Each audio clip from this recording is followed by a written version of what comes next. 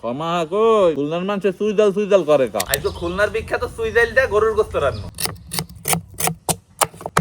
সুইজাল Goose করা হয়ে গেছে, এখন আমরা রসুনটা গুস করবো।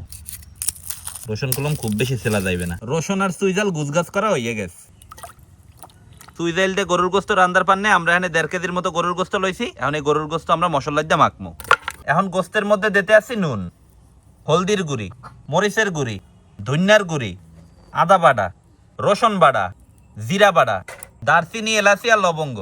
এখন দিব তেজপাতা, কুচাইনা পেঁয়াজ, সোয়াবিন তেল। এখন সবকিছু একলগে ভালো মতো মাখতে হইবে। মোটামুটি মাখা হইছে, এখন দিব পানি। আম্মু এখন গোস্ত পাহাই দাও। আচ্ছা দিতে আসি। বুটবুটি সরছে, এখন লারিয়া সারিয়া হরাজ্জা ডাইকে থুইতে হইবে। পানি তো টাইনে গেছে, আবার মনে হয় পানি দিতে হইবে। এখন দিতে আসি গরম পানি। আম্মু এই গোস্ত হেলতে তো আরো পানি লাগবে। হ্যাঁ এই টানবে এরপর আবার দিতে হইবে। এটা এখন লাড়া চাড়া দিতে রাখতে হইবে। গোস্ত মোটামুটি কষান্য হইছে। আম্মু তুমি এখন সুইজাল দিয়ে এবার কষাও। 5 মিনিটের মতো কষান্য হয়ে গেছে, এখন দিব গরম মশলার গুঁড়ি।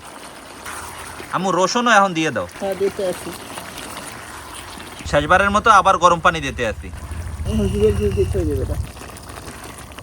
আরো প্রায় 10 মিনিটের মতো হয়ে গেছে। আম্মু এখন তো হওয়ার কথা। দেখতে আসি। হয়ে গেছে আম্মু।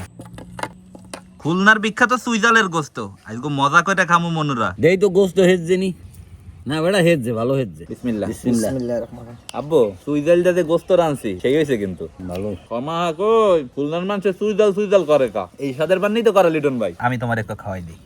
আচ্ছা হে মজা মজা রবিন নাও ভাই খাও। দেখছেন লিটন ভাই আমার কত ভালোবাসে।